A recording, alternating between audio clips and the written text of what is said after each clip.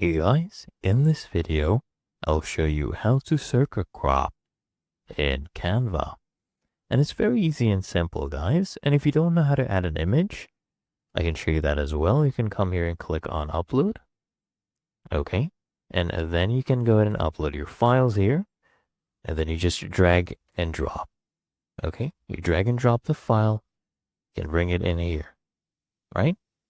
That's just an example. And if you want, you can remove the background just by clicking on that. And to circle, crop it, all you do, guys, is you go to elements right here. So let me first bring this to the top here, right? Go to elements, and then all you need to do here is search for frame. So I can click on frame, and you'll see a bunch of options. Do you see this? Perfect. Otherwise, we can do is search for a circle frame, but you can come here and browse through these.